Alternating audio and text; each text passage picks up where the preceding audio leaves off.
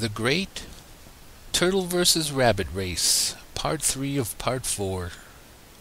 Back to Shelley just for a moment. To reiterate, somebody somewhere had to do something. Yikes! Quicker than quick a horseman who shall remain headless arrived. He was perched on a big charcoal black stallion, and he carried a basket, a picnic-sized basket. He set that basket down on the ground, right in front of her face. Without even thinking, Shelley climbed all inside. The man with no head closed that basket and lifted her straight up. To be clear, there was no pulling and there was no pushing, and this was a very important distinction.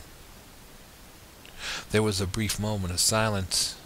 Then the horseman jabbed that big black horse with his spur-covered heels, and off they fled in a northerly direction, faster and faster. But the red lights came on. It was those traffic pigs sent by the committee to enforce Rule 12.9 subsection 10, the part that clearly read, "No participant shall solicit or receive physical assistance." The officer had his pad out, and he was filling in her expulsion notification. Little did anyone know Shelley was a legal attorney, and she knew all the rules like the back of her shell. He read to her, as I just mentioned, "No participant shall solicit or receive physical assistance." She stopped him mid-sentence. "Clearly there was no pushing or pulling, sir." She smiled and continued, "And before you proceed, read the entire sentence aloud to me, please." The officer complied. "No participant shall solicit advice from a non-participant."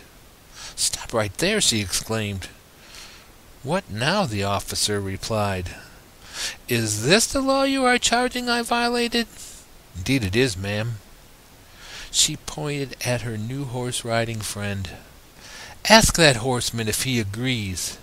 Ask him any way you choose." The officer was more than willing to comply, so he turned and he moved closer to the one who rode that horse. He stopped, and he pointed his finger directly at him, but he just couldn't ask something of someone who had no ears to hear, no eyes to see, and no mouth to answer. Shelley rested her case and rode off. Suddenly, without any warning, she and this headless him and the big black steed had become the dark horse favorite.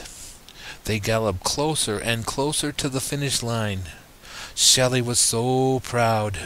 She quickly reread all those rules she had just loopholed past, and there was just 18 yards to go when she screamed, "Yikes!" She leaned out and shouted at the top of her lungs, "Halt! Hold your horse!"